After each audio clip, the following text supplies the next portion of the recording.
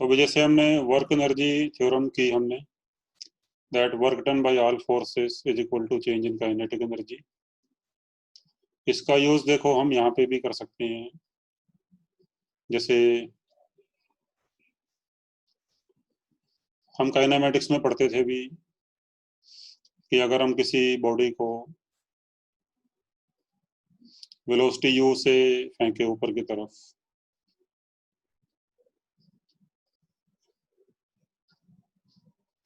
तो what is maximum height attend by the body. तो maximum height कितनी आती थी इसकी भी। तो मैक्सिमम हाइट का फॉर्मूला ये होता था यू स्क्वायर अपॉन 2g। ठीक है भी। तो इस फॉर्मूले को हम वर्क एनर्जी थ्योरम से भी निकाल सकते हैं भी। तो कैसे भी, we can derive this formula by using work energy theorem. तो देखो वो कैसे भी। तो मान लो जब ये बॉडी ऊपर जा रही है तो ड्यूरिंग इट्स मोशन इस पे एक ही फोर्स लग रहा होगा और वो होगा इसका वेट।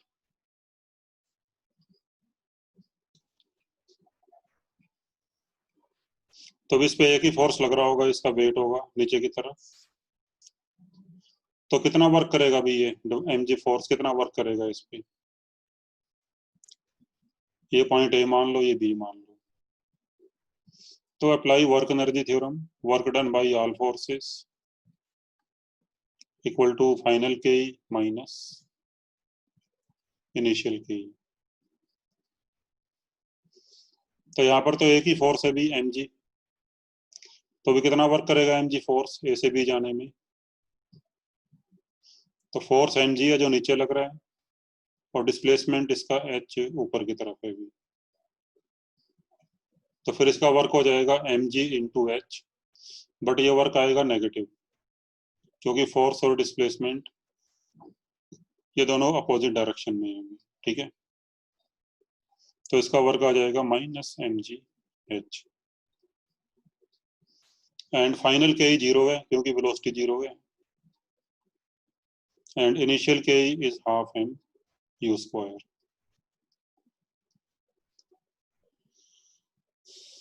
तो यहाँ भी m से m, सॉरी माइनस से माइनस कैंसिल, m से m कैंसिल। तो यहाँ से भी h की वैल्यू आ जाएगी u स्क्वायर अपॉन 2g। तो सेम डेरिवेशन जो हम काइनेमेटिक्स में करते थे भी। ठीक है भी। हाँ भी समझ आ गई। Yes sir. ऐसे ही मान लो दूसरा हम जो डेरिवेशन करते थे कि अगर किसी बॉडी को किसी हाइट h से गिराएं starting from rest, then on reaching the ground इसकी वेलोसिटी होती है √2gh। ये फार्मूला भी हमने किया हुआ है। So can you drive this formula using work energy theorem. Try करो जरा भी।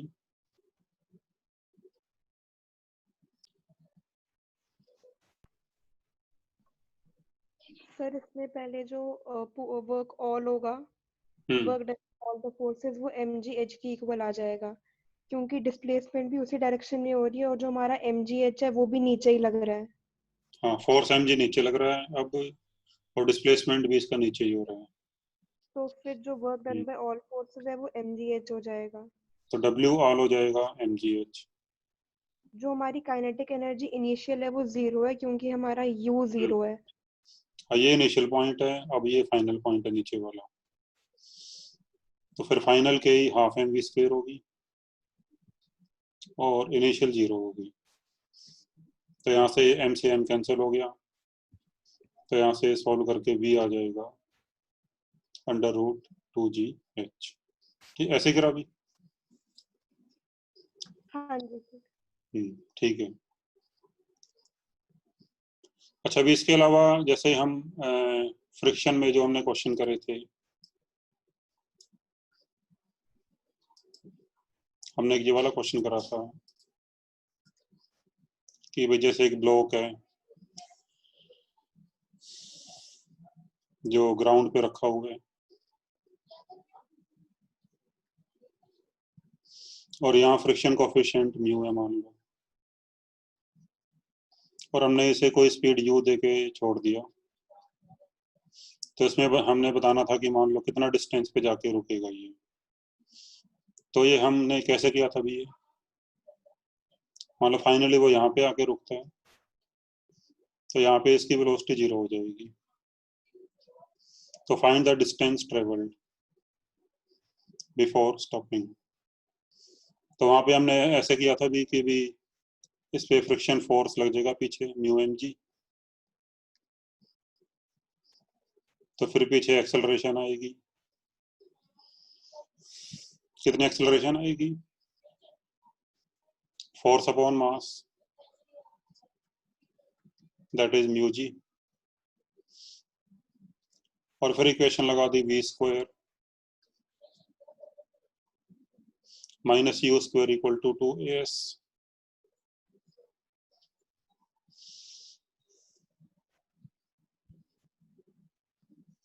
ए की वैल्यू माइनस में आएगी भी क्योंकि पीछे की तरफ है, तो माइनस से माइनस कैंसिल हो गया, तो what is value of s, u square upon 2 mu जी। तो ये रिजल्ट हम निकालते थे भी वहां पे। अब सेम क्वेश्चन को अगर हम करें वर्क एनर्जी थ्योरम से भी, तो उससे कैसे करेंगे देखो। तो जो ब्लॉक है भी, इस पे क्या क्या फोर्स लग रहे हैं ड्यूरिंग द मोशन। एक तो फ्रिक्शन लग रहा है पीछे की तरफ, एक इस पे नॉर्मल लग रहा है ऊपर की तरफ, और एक एमजी लग रहा है नीचे की तरफ। And if we apply work energy theorem, then work done by all forces यानी friction plus normal plus gravity should be equal to ke final minus ke initial। तो भी फ्रिक्शन का वर्क कितना हो जाएगा, तो फ्रिक्शन फोर्स लग रहा है पीछे की तरफ भी,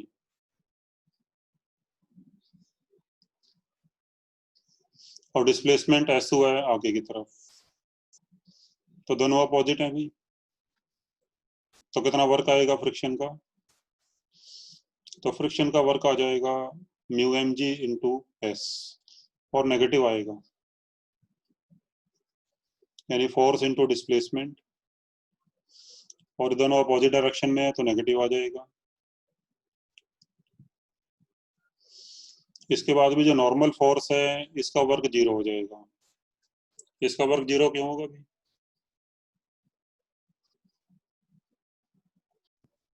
अभी इसका वर्क 0 क्यों होगा, क्योंकि ये फोर्स से डिस्प्लेसमेंट के परपेंडिकुलर है, डिस्प्लेसमेंट इस तरफ है भी, और ये फोर्स से नॉर्मल फोर्स डिस्प्लेसमेंट के परपेंडिकुलर है।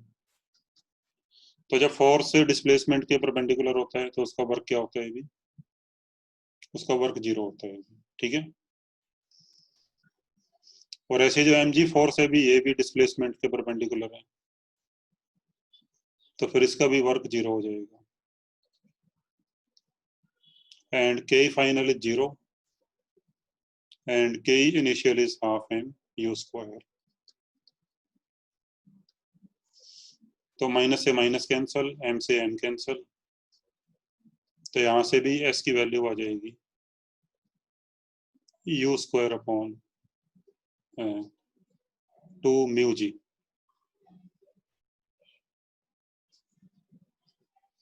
तो भी सेम रिजल्ट जो हमने यहाँ निकाला था, तो समझ आ गई भी है। Yes, sir. Now you will see that we can do these types of questions by force method। इसको बोलेंगे हम force method, इस वाले को, और इसको बोलेंगे energy method. So we can do these questions by both methods, force method as well as energy method. But sometimes it is very easy to do the questions by energy method. इसका हम एक example और लेते हैं अभी. हमने question पहले किया था यूजिंग फोर्स मेथड. अब ये question number 22 on page number 9 of laws of motion assignment. ये हमने किया था अभी पहले. अब इसको हम एनर्जी मेथड से करते हैं. देखो भी तो यू विल सी दैट कि एक ही लाइन में क्वेश्चन हो जाएगा.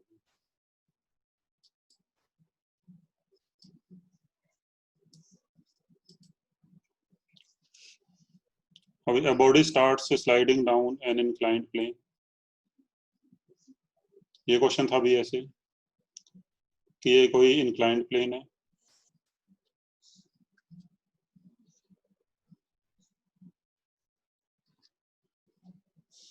इसका अपर हाफ स्मूथ है और लोअर हाफ रफ है. तो मान लो दोनों की लेंथ एल है. एक बार इसको रिवाइज कर लेना भी हमने ये पहले कैसे किया था. और हमने एक बॉडी को यहाँ से रिलीज किया टॉप से और फाइनली जब ये बॉटम पे आती है तो नेट वेलोसिटी इसकी 0 होती है बॉटम पे. तो फिर हमने ये बताना था इसमें थीटा एंगल था 30 डिग्री. तो find the ratio of force of friction on the lower half to the weight. तो जब ये बॉडी लोअर हाफ पे आ रही होगी तो इस पे जो पीछे फ्रिक्शन का फोर्स लग रहा होगा तो हमने रेशियो बताना था फ्रिक्शन अपॉन वेट. तो ये रेशियो हमने बताना था अभी. तो देखो इसे कैसे कर सकते हैं अभी.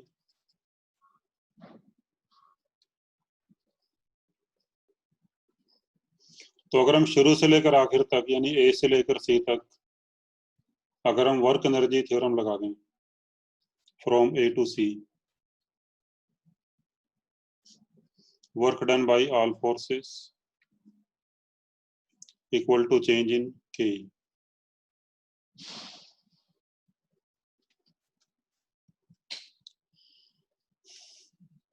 तो देखो जब बॉडी ए से बी आ रही होगी क्योंकि ये सरफेस स्मूथ है तो इसमें क्या क्या फोर्स लग रहे होंगे. mg sin theta, normal and mg cos theta.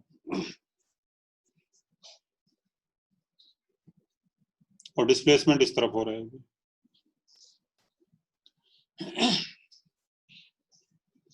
अब जो नॉर्मल फोर्स है और mg cos थीटा है भी ये तो डिस्प्लेसमेंट के परपेंडिकुलर हैं तो इनका वर्क 0 हो जाएगा. फिर बचा mg sin थीटा और इसका वर्क हो जाएगा mg sin theta into displacement A से बी तक that is equal to L. तो ए से बी तक कितना वर्क आ जाएगा भी. तो ए से बी तक वर्क आ जाएगा mg sin theta into displacement L. फिर अगर बात करें बी से सी तक के लिए तो बी से सी में फ्रिक्शन भी लगना शुरू हो जाएगा और बाकी तीनों फोर्सेस तो वही रहेंगे mg sin theta, normal and mg cos theta. ये तो यहाँ भी लगते रहेंगे भी.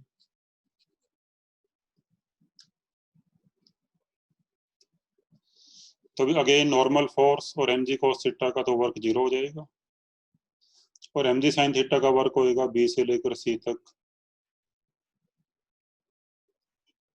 mg sin theta into L. हाँ जी समीक्षा आपने कुछ पूछना है भी.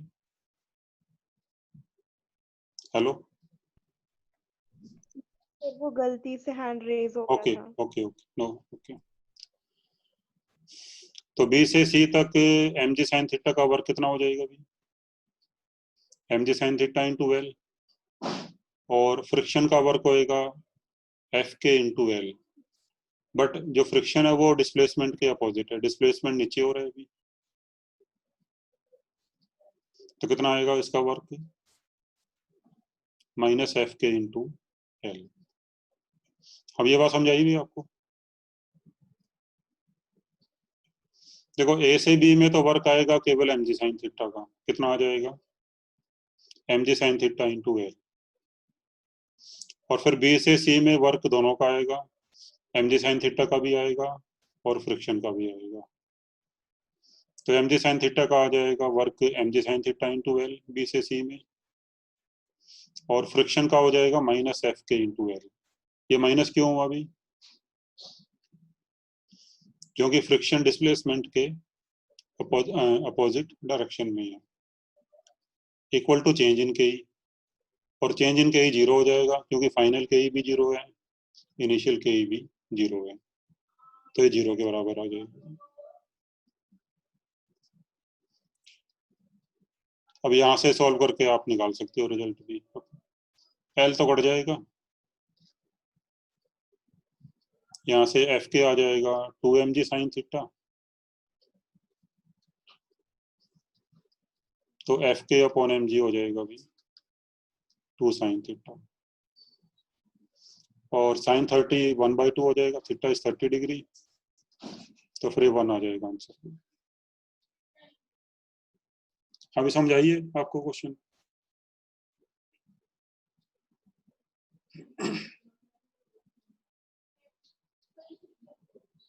हाँ भी, यस या नो, समझ आया कि नहीं आया?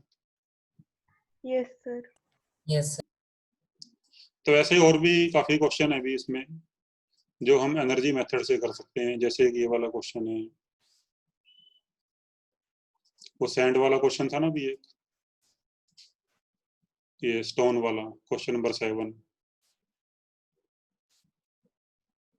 इसको भी आप कर सकते हो वर्क एनर्जी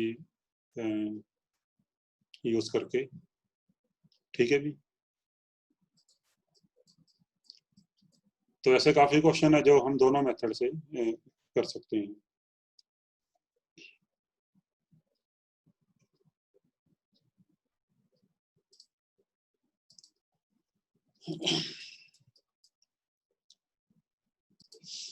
तो भी ये क्वेश्चन नंबर जैसे 14 15 ये आप कर सकते हो।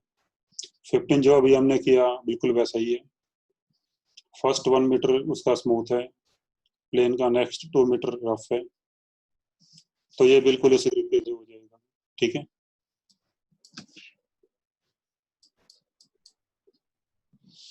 इसके अलावा जैसे हमने भी लास्ट टाइम ये क्वेश्चन किया था, 8th का बी पार्ट किया था हमने,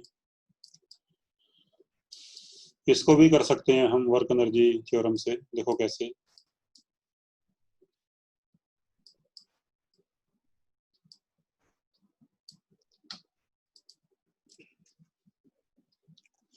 तो इसमें x दिया हुआ है t³/3, इसको डिफरेंशिएट करके वेलोसिटी आ जाएगी,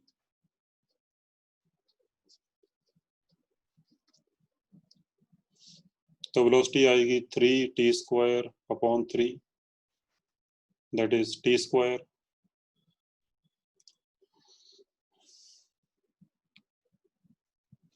फिर पूछा भी find the work done by the force in first 2 seconds, तो फिर वर्क हो जाएगा चेंज इन काइनेटिक एनर्जी, यानी half M V final square minus initial velocity का स्क्वायर।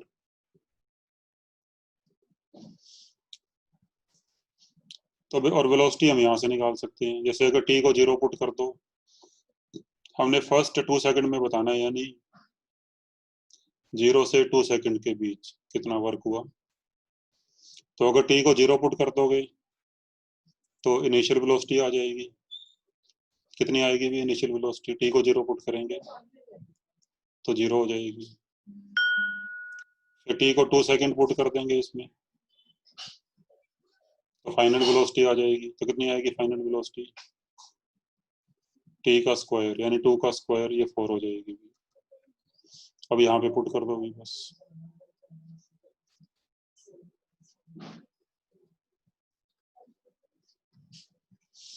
तो आपका आंसर आ जाएगा अभी 16 जूल। अब यही आंसर आया था लास्ट टाइम हमारा, ठीक है भी।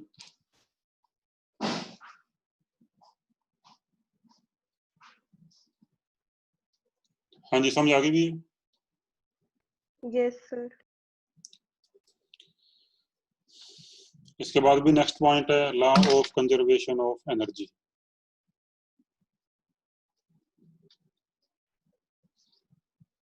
Law of conservation of energy. तो भी क्या होता है अभी ये लॉ? हाँ जी, पढ़ा होगा भी आप लोगों ने ये 9th क्लास वगैरह में पढ़ा है ये। Yes sir. तो क्या होता है अभी ये, what is law of conservation of energy? That energy can neither be created nor it can be destroyed. It can be only transformed from one form to the other. हाँ, मतलब for an isolated system, ठीक है, for an isolated system. तो what do you mean by isolated? कि system जो अलग थलग हो एकदम, जिसका बाहर की दुनिया से कोई लेना देना नहीं हो, तो that is known as isolated system. So for an isolated system total energy remains constant. Total energy remains constant. Means energy can neither be created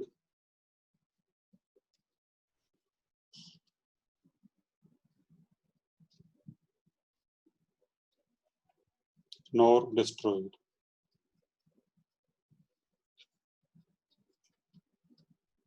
But it can be converted from one form to other form.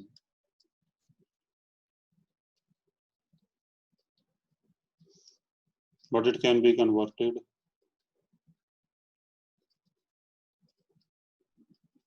from one form to other form.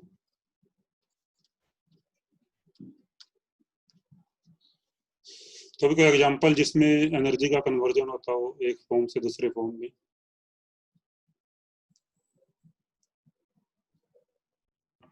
अभी कोई example? Sir lighting of a bulb. हाँ, तो bulb कौन सी energy को किस form में convert करते हैं? Equal to heat and light. Electrical energy को वो हीट और लाइट में कन्वर्ट करता है, ठीक है भी। इसके अलावा और कोई एग्जांपल भी?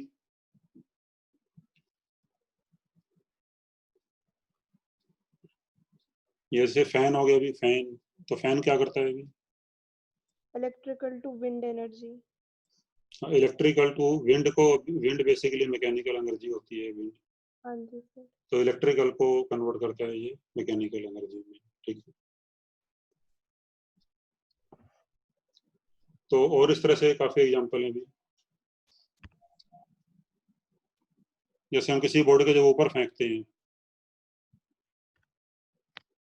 तो जब बॉडी ऊपर जाती है तो इसमें एनर्जी कन्वर्जन किस टाइप का होता है?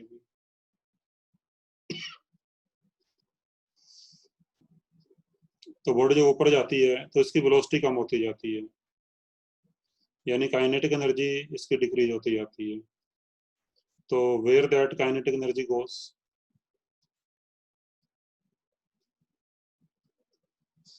अभी हाइट बढ़ती जाती है इसकी और वेलोसिटी कम होती जाती है, तो फिर जो काइनेटिक एनर्जी है वो पोटेंशियल एनर्जी में कन्वर्ट होती जाती है, ठीक है। तो when the body goes up, kinetic energy converts into potential energy.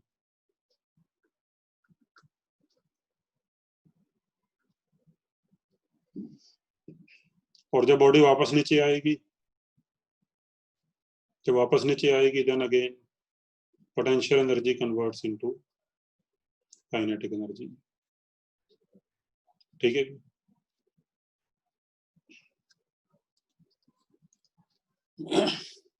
देखो when we say conservation of energy, तो इसमें सभी तरह की एनर्जी आ गई, काइनेटिक, पोटेंशियल, हीट, साउंड वगैरह, सब हर तरह की एनर्जी इसमें आ गई। ठीक है। एक होता है law of conservation of mechanical energy, law of conservation of mechanical energy. और मैकेनिकल एनर्जी दो टाइप की होती है भी, काइनेटिक एंड पोटेंशियल। तो फिर इसका मतलब होगा कि sum of K and P remains constant at any time, sum of K and P remains constant. इसमें फिर हीट वगैरह नहीं आएगी, जैसे हीट एनर्जी है या कोई और एनर्जी है, वो नहीं आएगी इसमें। जबकि जो कंजर्वेशन ऑफ एनर्जी है, इसमें सभी तरह की एनर्जी आ गई, kinetic, potential, heat, sound, electrical, magnetic, nuclear, हर तरह की एनर्जी इसके अंदर आ गई। ठीक है भी। बट इसमें कौन सी आएगी? केवल काइनेटिक एंड पोटेंशियल एनर्जी। अच्छा, भी पहले हम ये मानते थे कि एक सिस्टम के लिए total energy and mass, total energy and mass, they separately remain constant, कि टोटल एनर्जी कांस्टेंट रहती है सिस्टम की और टोटल मास भी अलग से कांस्टेंट रहता है। तो पहले हम ये मानते थे, लेकिन बाद में ये पता चला कि हम मास को भी एनर्जी में कन्वर्ट कर सकते हैं। You must have listen about this equation, E equal to M C square. अभी ये इक्वेशन सुनी आप लोगों ने? Yes sir.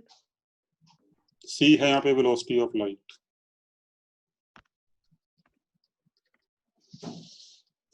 यानी कोई मास m अगर पूरी तरह से खत्म हो जाए, पूरी तरह से डिस्ट्रॉय हो जाए मास m, then how much energy it will produce?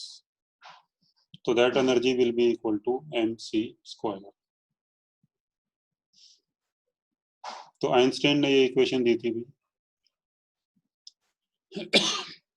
तो यहाँ से हमें क्या पता लगता है भी कि हम मास को भी एनर्जी में कन्वर्ट कर सकते हैं एंड वाइस वर्सा।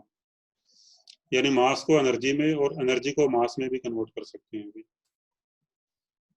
मतलब ऐसा नहीं है कि केवल मास को ही एनर्जी में कन्वर्ट कर सकते हैं, बट एनर्जी को भी मास में हम कन्वर्ट कर सकते हैं। तो फिर अगर हम मास को भी एनर्जी में कन्वर्ट कर सकते हैं, तो फिर ये लॉ भी फेल हो जाता है भी, law of conservation of energy. Then it becomes a new law, law of conservation of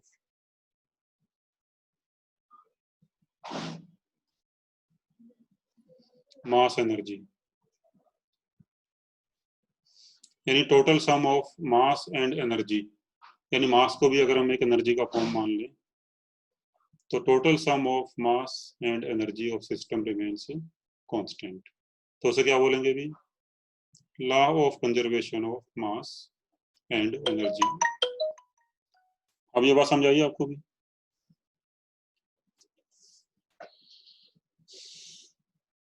लेकिन जो मास एनर्जी में कन्वर्ट होता है भी, ये जो हम जब जो न्यूक्लियर रिएक्शंस करते हैं, ठीक है, when we deal with nuclear reactions,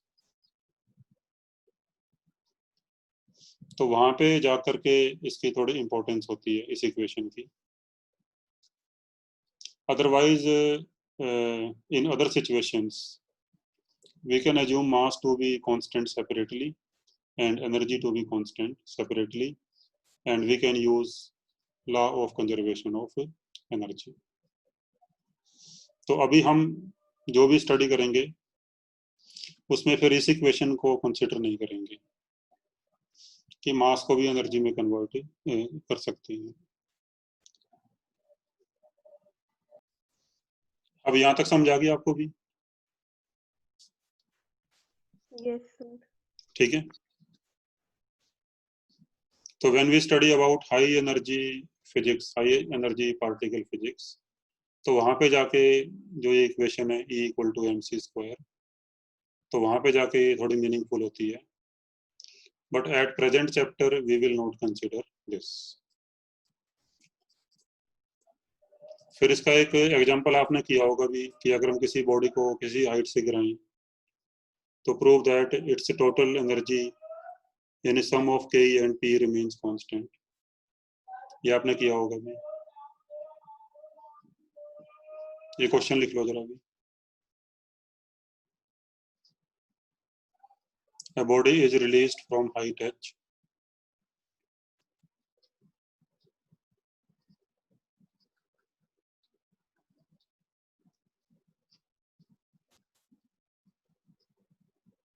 Show that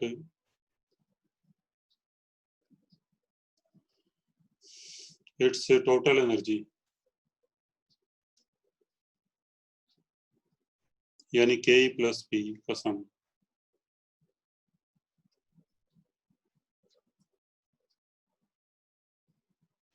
remains constant।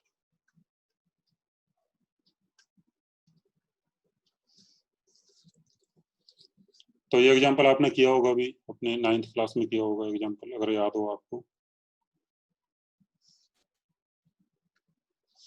मान लो हमने किसी एक बॉडी को हाइट h से गिराया,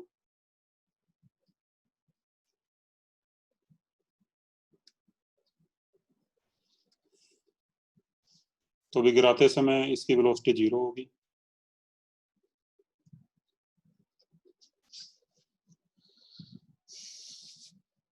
तो अगर हम पॉइंट ए पे देखेंगे, एट पॉइंट ए,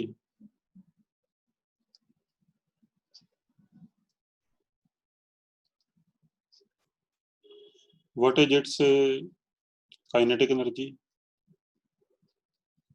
तो वो 0 होगी भी, बिकॉज वेलोसिटी 0 है। और ग्राउंड को रेफरेंस लेवल ले लें, then what is potential energy at point A.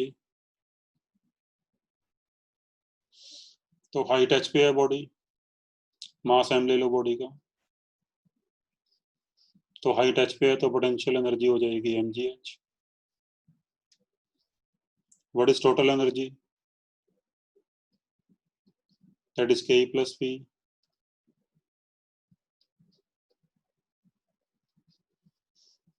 तो के प्लस पी आएगा 0 plus mgh, that is mgh। तो भी पॉइंट ए पे टोटल एनर्जी आ गई mgh। फिर मान लो जो बॉडी जब नीचे पहुंच जाती है अभी पॉइंट बी पे, तो यहाँ पर इसकी वेलोसिटी होती है √2gh।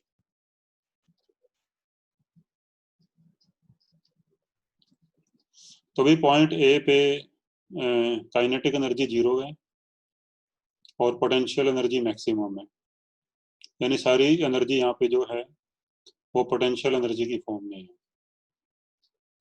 फिर जब पॉइंट बी पे अगर बॉडी जब आएगी, तो पॉइंट बी पे what is kinetic energy, that is half mv²। v की वैल्यू पुट कर दोगी, तो स्क्वायर जब करोगे तो रूट हट जाएगा, तो ये आएगा mgh। और पोटेंशियल एनर्जी पॉइंट बी पे 0 हो जाएगी क्योंकि बॉडी रेफरेंस लेवल पे आ गई, तो यहाँ पे आके पोटेंशियल एनर्जी 0 हो जाएगी। Then what is total energy at point B,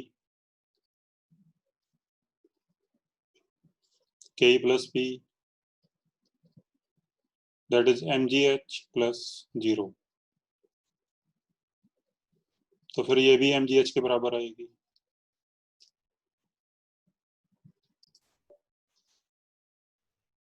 तो भी इनिशियली और फाइनली तो टोटल एनर्जी सेम है, बट हमने प्रूव करना है कि show that it's total energy remains constant at any time. ऐसे कर लो इसको भी, कांस्टेंट एट एनी टाइम।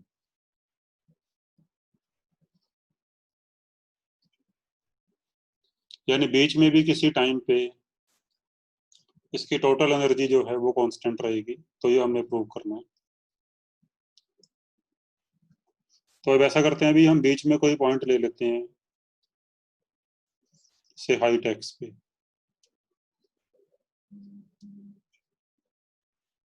ये पॉइंट सी मान लेते हैं अभी,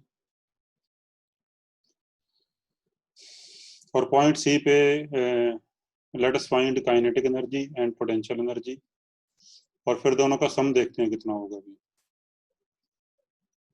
तो अगर सी की हाइट नीचे से एक्स है, तो पॉइंट ए से इसका डिस्टेंस हो जाएगा h माइनस एक्स।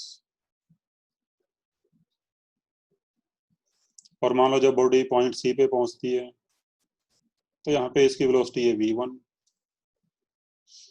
तो v1 की वैल्यू होगी √2g into height h minus x.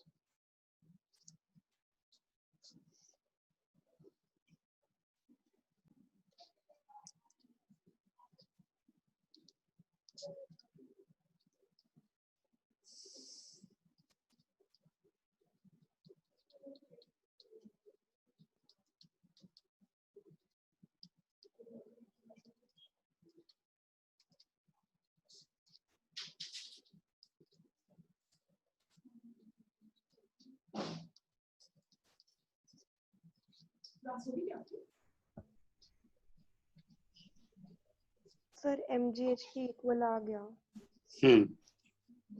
तो पॉइंट सी पे काइनेटिक एनर्जी आएगी mg into H minus x, और पोटेंशियल एनर्जी आएगी mg into height x.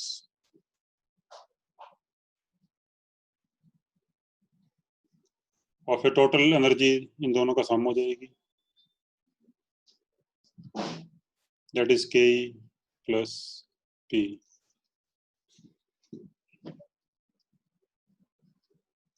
That is mg h minus x plus mg x।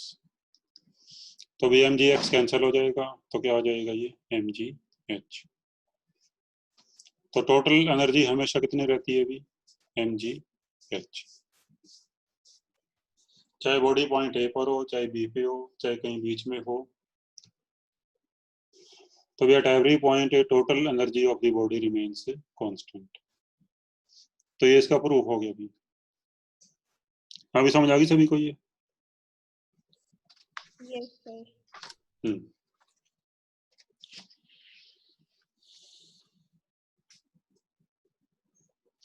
अच्छा, अभी इसके बाद अगर इसका ग्राफ ड्रा करना हो के और पी का विद रिस्पेक्ट टू एक्स, तो कैसा ग्राफ आएगा? हाँ जी, फॉर दिस सिचुएशन अगर ग्राफ ड्रा करना हो,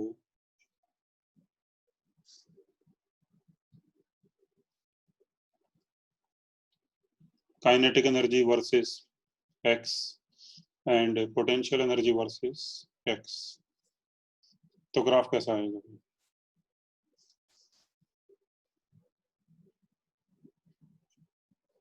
टोटल एनर्जी मान लो ये mgh है,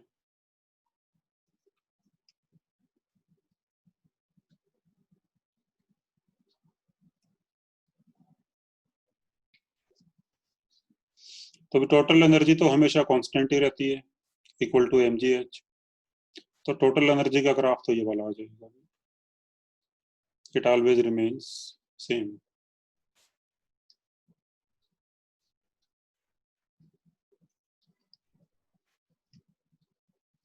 now draw the graph of kinetic energy and potential energy।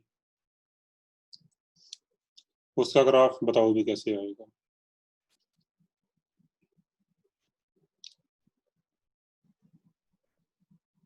आप ग्राफ ड्रा करके मुझे भेजो भी, व्हाट्सएप कर दो या जैसे मर्जी दिखा दो। तो अभी पोटेंशियल एनर्जी का ग्राफ जो आएगा वो इस इक्वेशन से आएगा, और इसमें x की सिंगल पावर है, तो ग्राफ आएगा स्ट्रेट लाइन। ये एक लीनियर इक्वेशन है, अभी लीनियर इक्वेशन है बिकॉज ग्राफ सॉरी x की पावर यहाँ पे 1 है, तो ग्राफ आएगा स्ट्रेट लाइन। इसमें x को 0 पुट करो तो वैल्यू 0 आएगी, और x को h पुट करो तो वैल्यू आएगी mgh। तो फिर ग्राफ हो जाएगा भी ये स्ट्रेट लाइन इस तरह से, स्टार्टिंग फ्रॉम ओरिजिन। और काइनेटिक एनर्जी की ये वाली इक्वेशन है भी, ये भी लीनियर इक्वेशन है, क्योंकि यहाँ पे x की पावर 1 है, और इसमें अगर आप x को 0 पुट करो तो फिर ke की वैल्यू आएगी mgh, और x को h पुट करो तो 0 आएगी। तो फिर इसका ग्राफ ये वाला हो जाएगा।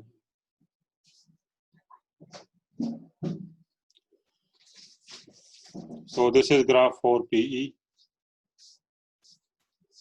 and this is graph for KE. और भाई किसी भी टाइम दोनों का सम सेम रहेगा। जैसे मान लो हम किसी भी पोजीशन पे देखें, अगर मान लो किसी इस पोजीशन पे देखें,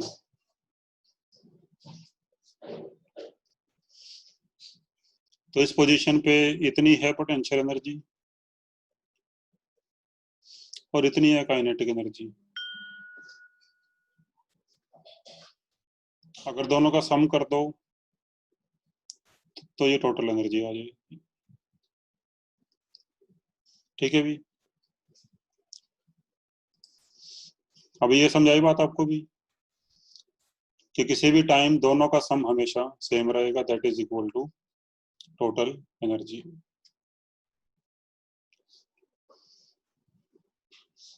तो ये था भी conservation of energy.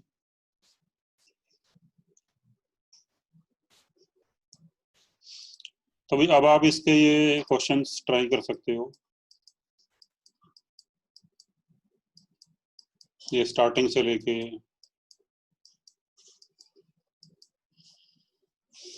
Up to 41 तक ट्राई कर लेना इसके भी।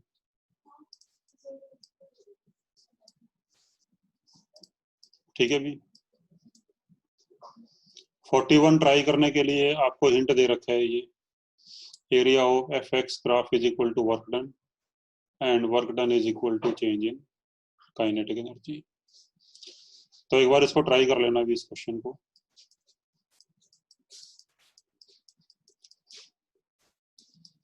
तो इसके 41 तक आप ट्राई कर लेना भी, ठीक है।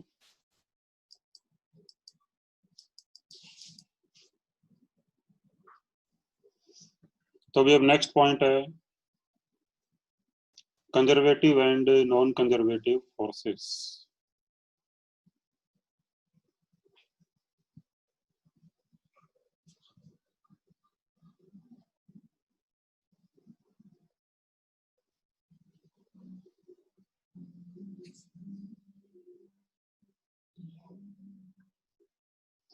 अभी conservative and non conservative forces.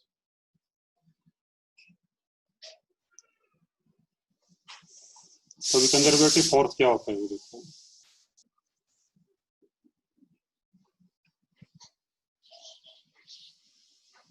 तो ये कंजर्वेटिव फोर्स वो होता है कि जिसका वर्क डन, मान लो हम किसी बॉडी को एक पॉइंट से दूसरे पॉइंट लेके जा रहे हैं और उस पर कोई फोर्स लग रहा है, तो उस फोर्स ने कुछ वर्क किया उस बॉडी को एक पॉइंट से दूसरे पॉइंट तक ले जाने में। अगर उस फोर्स का वो जो वर्क है, अगर वो पाथ के इंडिपेंडेंट है, यानी उस बॉडी को हम जिस मर्जी पाथ से लेके चले जाएं from initial to final point, अगर हर एक पाथ में उस फोर्स का वर्क सेम आए तो फिर वो फोर्स होगा conservative, otherwise it would be non conservative force. ठीक है भी, सो a conservative force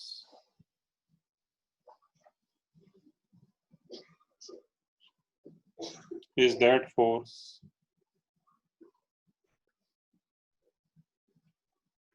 work done by which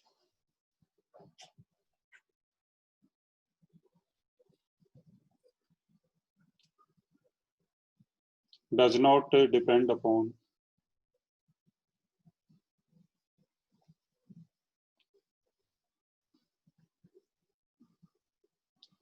path followed between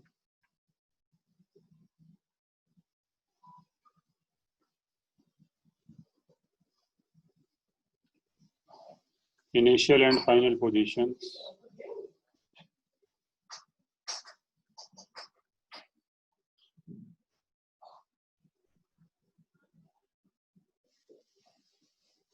but depends only on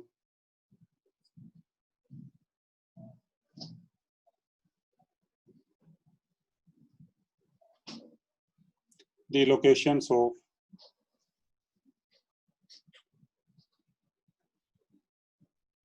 initial and final positions.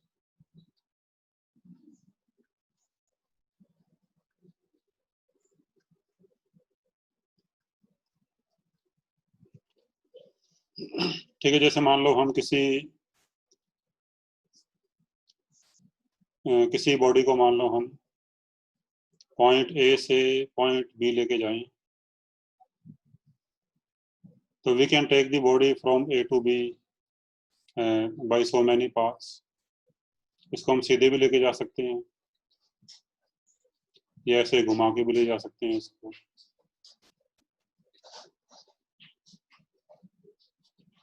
तो अगर हर एक पाथ में वर्क सेम आए किसी फोर्स का, तो फिर वो फोर्स होगा conservative, otherwise it would be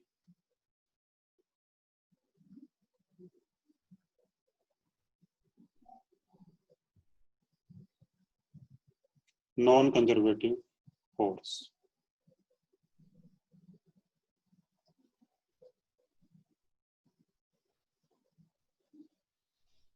यानी हम पाथ 1 से जाएं, पाथ 2 से जाएं या पाथ 3 से जाएं, तो हर एक पाथ में वर्क सेम आना चाहिए।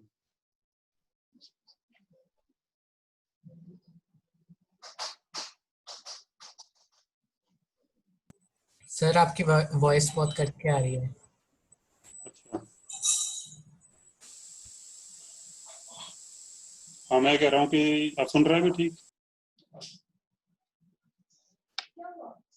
Yes sir.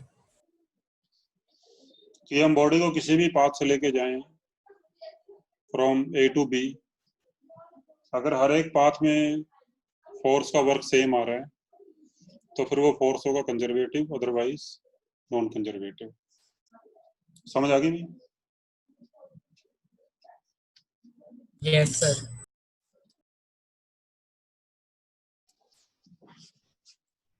अच्छा, अभी कंजर्वेटिव फोर्स की हम एक डेफिनेशन और लिख सकते हैं, लेकिन उससे पहले एक ये कंसेप्ट समझोगी। अगर मान लो हम किसी बॉडी को मान लो किसी पाथ से लेके जा रहे हैं ए से बी,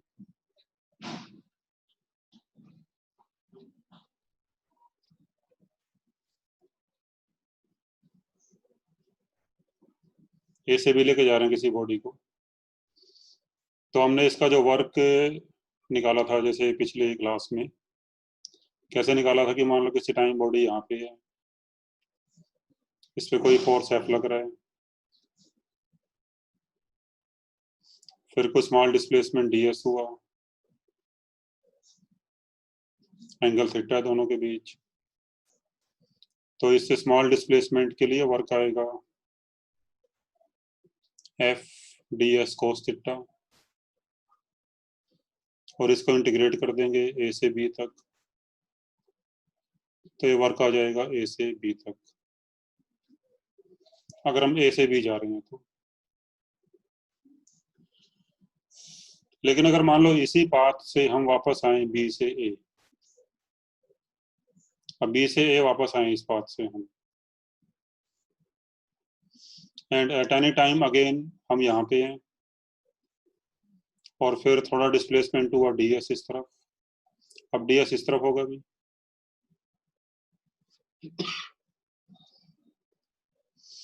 फिर अब जो एंगल होगा फोर्स और डिस्प्लेसमेंट के बीच, अब एंगल हो जाएगा 180 माइनस थीटा। ठीक है भी। और फिर जब बी से ए का वर्क लिखेंगे सेम पाथ से, तो ये आ जाएगा integral F D S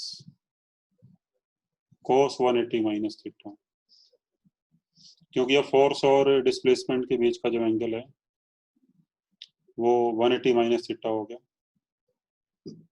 and cos 180 minus theta होता है माइनस कोस थीटा, तो माइनस बाहर आ जाएगा।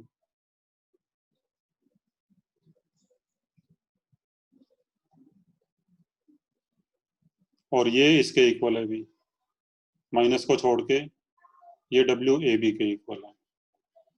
तो इसका मतलब क्या हुआ कि W B A is equal to negative of W A B.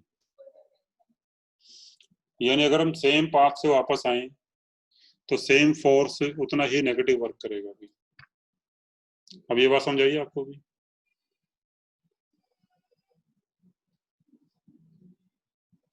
हाँ जी,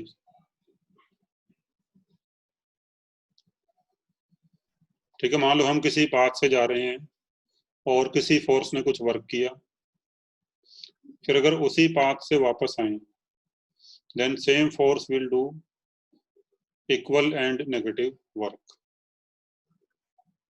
क्योंकि पहले फोर्स और डिस्प्लेसमेंट में अगर एंगल थीटा था तो बाद में हो जाएगा 180 माइनस थीटा, और कोस 180 माइनस थीटा होता है माइनस कोस थीटा, तो फिर माइनस आगे आ जाएगा ना भी, तो वर्क उतना ही नेगेटिव हो जाएगा। ठीक है। जैसे हम किसी बॉडी को ऊपर लेके जाएं हाइट एच पे, तो ऊपर जाते वक्त ग्रेविटी फोर्स नेगेटिव वर्क करता है mgh माइनस mgh, और नीचे आने पर वो उतना ही पॉजिटिव वर्क करता है mgh। ठीक है भी। तो ये कंसेप्ट है भी एक। तो फिर इस कंसेप्ट से हम कंजर्वेटिव फोर्स की एक डेफिनेशन और दे सकते हैं भी।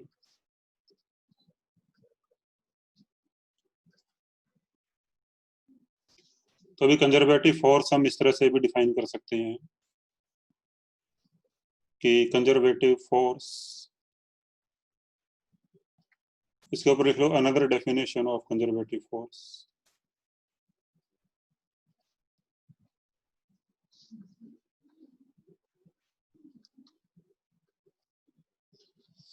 So conservative force may also be defined as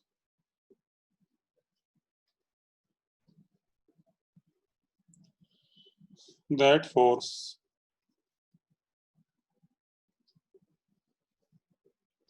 work done by which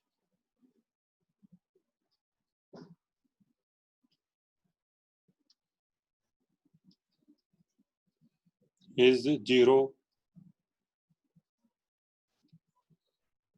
in a round trip।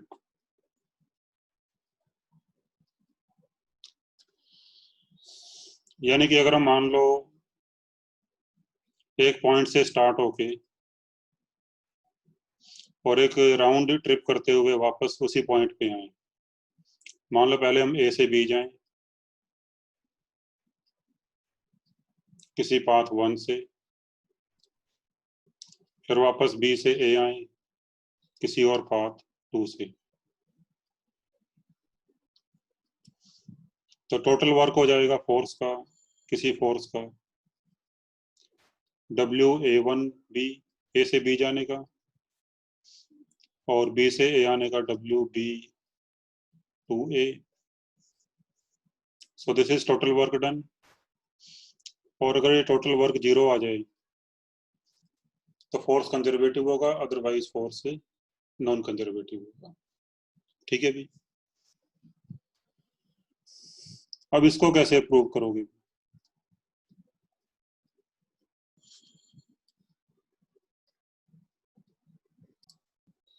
हाँ जी, how to prove this?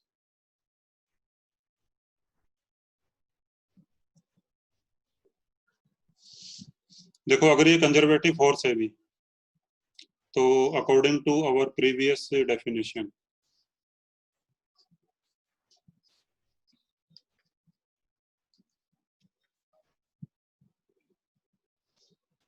WA1B should be equal to WA2B.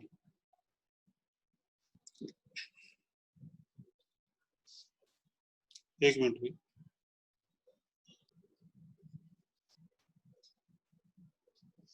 तो अभी from the previous definition of conservative force, हम अगर suppose ए से B जाते हैं path 1 से या पाथ 2 से, तो फिर दोनों का वर्क सेम होना चाहिए। WA1B is equal to WA2B। But जैसे अभी हमने यहाँ पे जो ये कंसेप्ट करा, तो WA2B can also be written as negative of WB2A।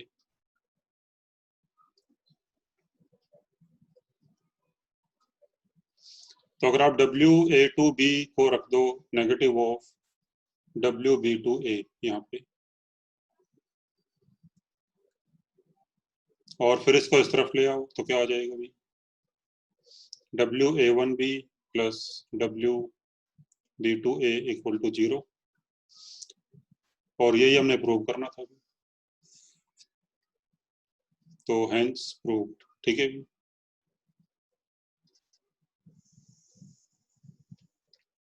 हाँ जी, समझ आ गई भी ये चीज? Yes sir. इसके बाद अभी examples of conservative and non conservative forces क्या हो सकते हैं?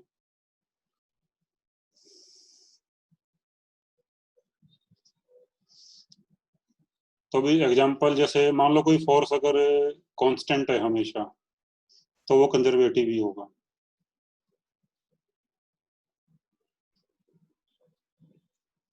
तो a constant force will be conservative. मतलब जिस फोर्स का मैग्नीट्यूड और डायरेक्शन सेम रहते हो हमेशा, तो that will be conservative force.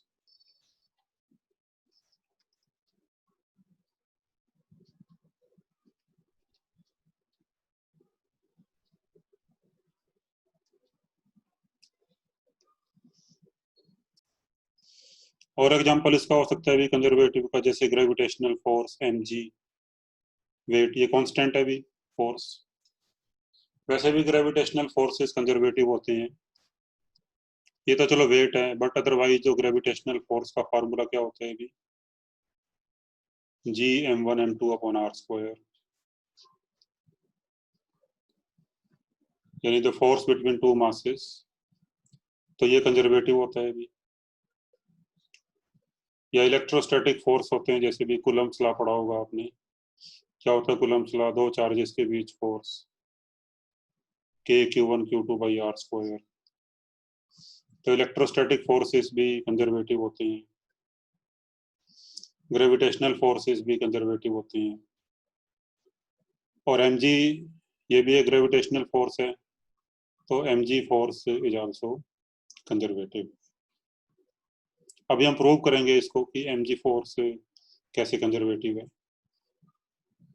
और नॉन कंजर्वेटिव में जैसे आगे भी फ्रिक्शन फोर्स, नॉन कंजर्वेटिव में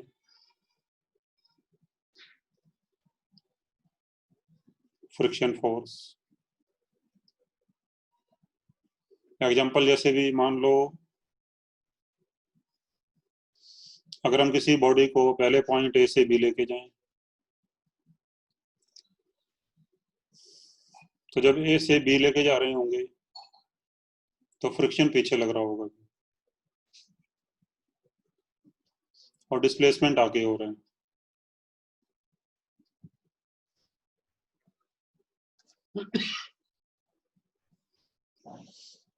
तो कितना वर्क होगा ए से बी जाने में फ्रिक्शन का? तो वर्क होगा -F(s), क्योंकि फोर्स और डिस्प्लेसमेंट अपोजिट डायरेक्शन में है। और फिर जब वापस बी से ए आएंगे मान लो, तो फिर फ्रिक्शन इस तरफ लगना शुरू हो जाएगा।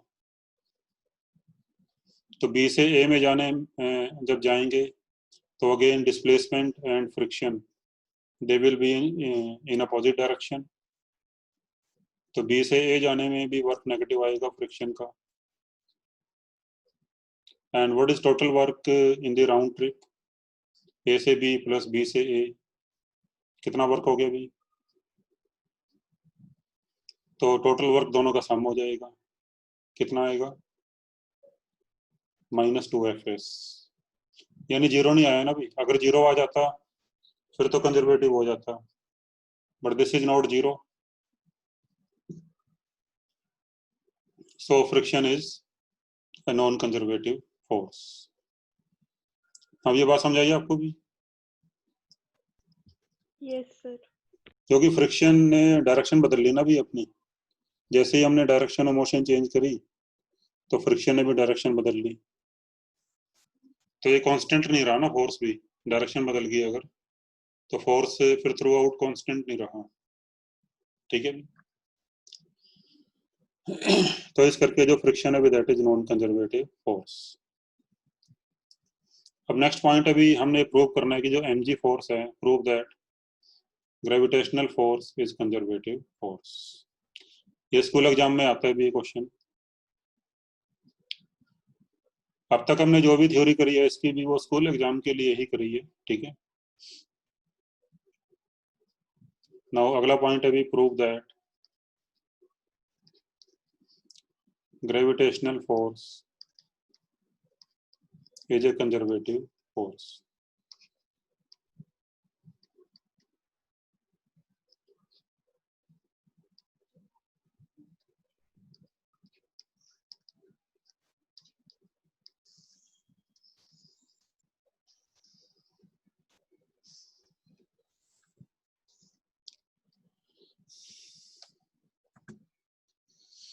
तो अभी इसको प्रूव करने के लिए देखो, हमने ये प्रूव करना है कि भाई जो ग्रेविटेशनल फोर्स का वर्क होगा वो पाथ के इंडिपेंडेंट होगा। अगर ये प्रूव कर देते हैं तो फिर प्रूव हो जाएगा, ठीक है। तो मान लो भी हम किसी बॉडी को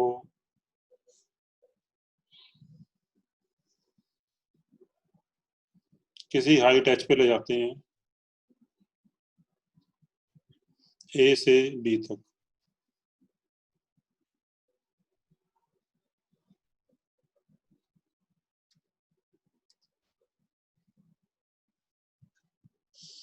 तो अभी a से b ले जाने में जो ग्रेविटी का फोर्स है mg वो कितना वर्क करेगा? तो a से b में ग्रेविटी का वर्क हो जाएगा -mgh, because when we take the body from a to b, तो mg फोर्स नीचे लग रहा होगा और डिस्प्लेसमेंट ऊपर हो रहा होगा, तो वर्क आ जाएगा -mgh। अब चलो हम बॉडी को ए से बी किसी और पाथ से लेके जाते हैं अभी, और फिर देखते हैं कि उसमें कितना वर्क होगा। तो मान लो हम पहले बॉडी को ए से किसी पॉइंट सी पे ले गए जो कि सेम हाइट पे है, बी हाइट, जो बी की हाइट है उसी हाइट पे है। तो पहले हम ए से सी तक ले गए,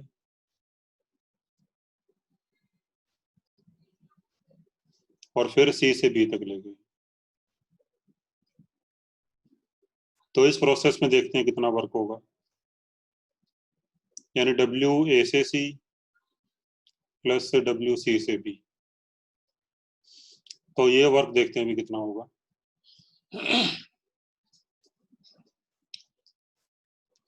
तो पहले भी हम ए से सी का निकालते हैं वर्क, ये कुछ एंगल थीटा मान लो,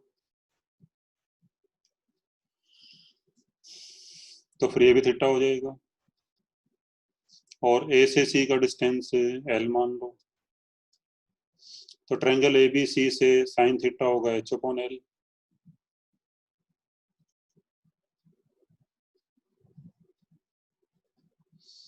तो भी एल की वैल्यू आ जाएगी h/sin थीटा।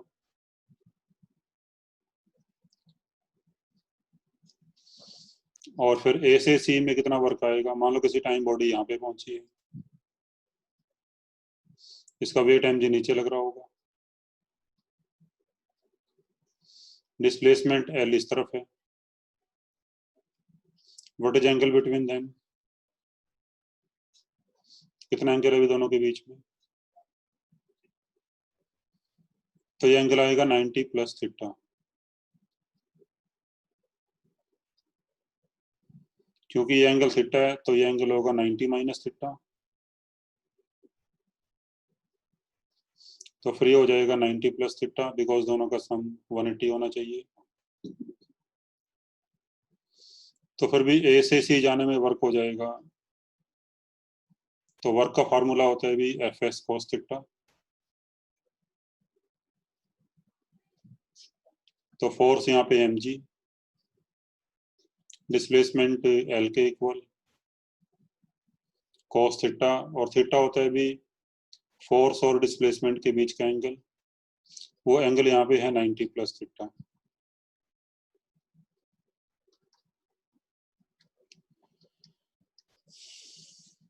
कोस 90 प्लस थीटा होता है भी माइनस साइन थीटा,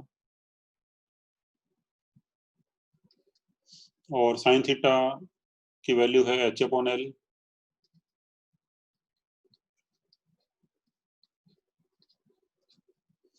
तो ये आ जाएगा माइनस एम जी एच। ये तो वर्क हुआ अभी ए से सी जाने का। फिर जब सी से बी जाएंगे तो मान लो किसी टाइम यहाँ पे है, तो एम जी फोर्स नीचे लग रहा होगा, डिस्प्लेसमेंट इस तरफ हो रहा है अभी, तो दोनों में एंगल होगा 90 डिग्री। तो कितना वर्क होगा अभी? तो जब एंगल 90 डिग्री हो गया फोर्स और डिस्प्लेसमेंट में, तो cos 90 जीरो हो गया, तो वर्क जीरो हो जाएगा। तो सी से बी का वर्क जीरो हो गया, तो what is total work done? Minus M G H. तो सेम ही आ गया भी ये,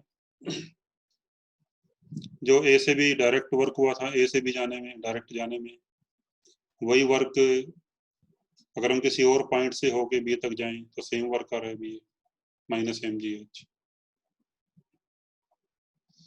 या फिर अगर मान लो हम किसी भी आर्बिट्रेरी पाथ से जाएं ए से बी,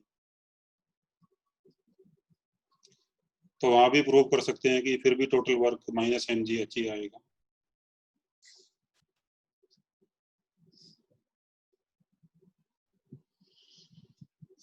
जैसे मान लो ये एक्स एक्सिस है, ये वाई एक्सिस है, और हमने ए से बी जाना है, बी की हाइट एच मान लो। तो मान लो हम किसी भी आर्बिट्रेरी पाथ से जा रहे हैं ए से बी बाई एनी पाथ, तो इसमें ग्रेविटी का वर्क कितना होगा?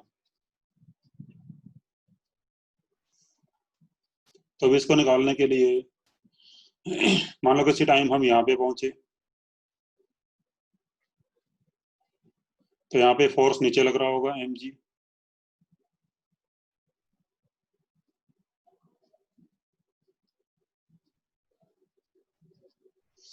और फिर मान लो इसका हल्का सा डिस्प्लेसमेंट और होता है डी एल।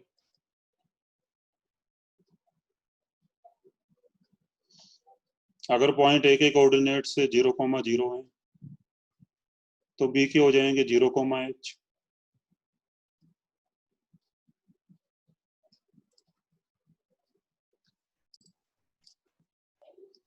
तो भी मान लो किसी टाइम हम यहाँ पे पहुंचे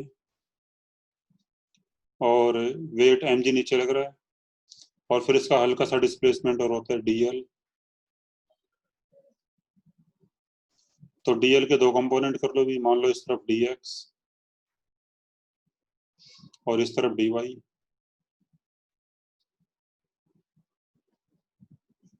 या इसको डी एस मान लो।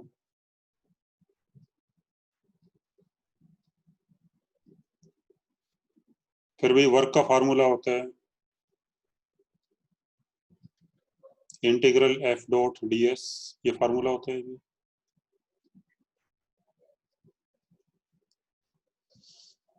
तो यहाँ पे एफ हो जाएगा एम जी, नीचे की तरफ है, तो फिर minus M g j cap हो जाएगा फोर्स। अब एम जी नीचे की तरफ है ना भी, तो फिर क्या आएगा वेक्टर फॉर्म में? फोर्स की वैल्यू आएगी minus M g j cap dot displacement, तो डी एस को लिख सकते हैं d x i cap plus dy j cap, और इसका इंटीग्रेशन तो माइनस mg तो बाहर आ जाएगा भी, और ये j डॉट i 0 हो जाएगा और j डॉट j 1 हो जाएगा भी। तो फिर यहाँ पे dy बचेगा अंदर, ठीक है भी, j डॉट i 0 हो जाएगा, तो फिर dx वाला तो 0 हो जाएगा, और j डॉट j ये 1 होता है अभी, तो फिर dy बचेगा, और y की लिमिट आएगी 0 से h तक।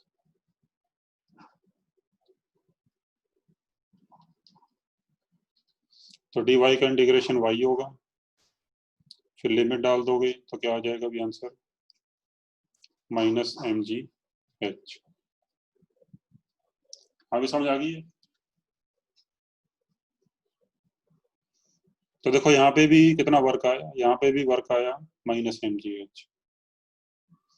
तो दैट मीन्स आप ए से बी किस मर्जी पाथ से चले जाओ, सीधे चले जाओ या ट्रायंगुलर पाथ में जाओ या किसी भी टेढ़े मेढ़े पाथ में जाओ, ऐसे जाओ, कहीं से भी होके जाओ भी, तो हर पाथ में वर्क कितना आएगा ग्रेविटी का, सेम वर्क आएगा, that is minus mg h. So this proves that mg is a conservative force। हाँ भी समझ आई सभी को ये?